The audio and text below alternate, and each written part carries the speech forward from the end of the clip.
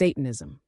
The word conjures images steeped in darkness, black robes, flickering candles, whispered incantations, and the chilling specter of sacrifice.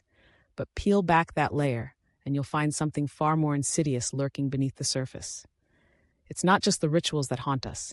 It's the manipulation, the control, the violence that seeps into the very fabric of lives, especially the lives of children. Imagine a child, innocent and trusting, ensnared in a web of deceit from the very beginning. They are told they are chosen, special, destined to perform rituals that will appease dark forces they can't even begin to comprehend. These rituals aren't just acts of violence, they are psychological warfare. The child is coerced into actions that betray their instincts, their very nature.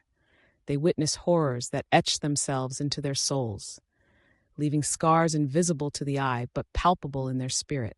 Picture a young mind, twisted into believing that this is normal, that this is life. They don't see the chains binding them. They only feel the weight of expectation, the suffocating grip of fear. And when they grow, what do they carry with them?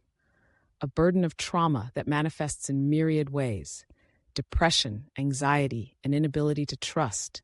They become ghosts in their own lives, wandering through a world that feels alien and hostile. They've been robbed of their childhood, their innocence shattered, and they stand on the precipice of adulthood, grappling with a reality that feels like a cruel joke. The rituals themselves can be grotesque in their variety. Sacrifices, both animal and human, are not mere stories. They are the grim reality for some. Drug use, sexual violence, all cloaked in an atmosphere thick with fear and control. The manipulators wield their power like a weapon, exploiting vulnerabilities, twisting minds, and breaking spirits. They thrive on intimidation, blackmail, and threats, creating a landscape where escape feels impossible. And death? It's not just a possibility. It's a certainty for those who dare to defy the darkness. Those who refuse to submit can vanish without a trace, swallowed by a system that sees them as expendable. These aren't just tales spun from the depths of horror fiction. They are the lived experiences of many who have found themselves ensnared in this nightmare. We must confront this reality. We must shine a light into the shadows where these horrors lurk. It's crucial to raise our voices, to speak out against the silence that allows such abuse to fester. We need to create safe spaces, sanctuaries where survivors can share their stories without fear of judgment or retribution.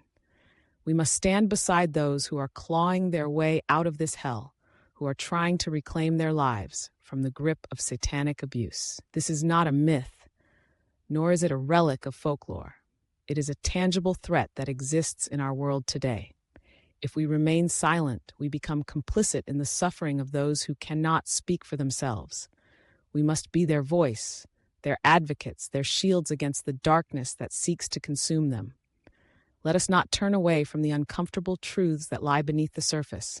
Let us confront the reality of satanic abuse with courage and compassion.